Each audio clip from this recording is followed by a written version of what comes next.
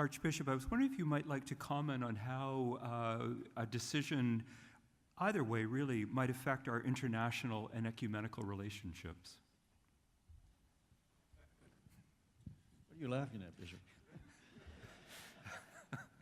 Well, I mean, I think we have to be realistic and be aware of the reality that when the Episcopal Church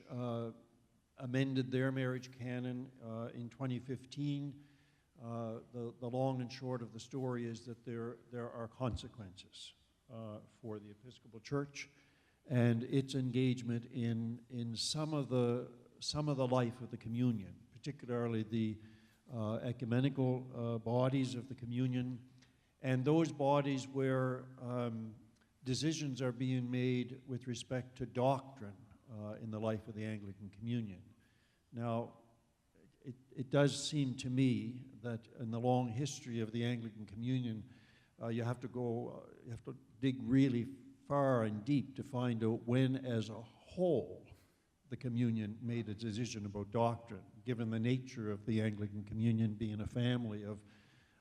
self-governing autonomous churches that through due synodical process have the capacity to define the doctrine of this church or that one. So, but clearly for the Episcopal Church, there was the consequence that they could no longer represent the Anglican communion on ecumenical dialogues. That same consequence now applies, of course, to the Scottish Episcopal Church. And there's every indication, folks, that there would be a consequence for our church as well. Now, I have some thoughts about the consequences, and that is that, and this is really kind of getting into the nitty-gritty of it, but I'm part of it as a member of the meeting of the primates. And there are some primates in the communion that are struggling with the continuing notion of, quote, consequences. And the primates meeting being the body that somehow has the authority to declare and impose such consequences. And my struggle with it is that in the long conversation around the Anglican communion about the covenant, the whole matter of consequences was part of section 4 in the draft covenant, which was the only section of the 4, the last section, the only one that was so problematic for most of the communion. And for some people, the problem or the challenge with section 4, which was dealing with how do we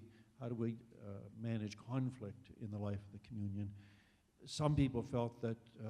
Covenant 4 or Section 4 had a kind of punitive feel to it, and others actually said it's not tough enough. So what my read, and you know, history will prove whether I'm right or wrong on this one, but my read is that the primates as a body seized an authority which I don't think is theirs. Because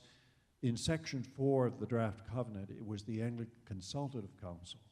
that would deal with such situations of conflict in the communion and discern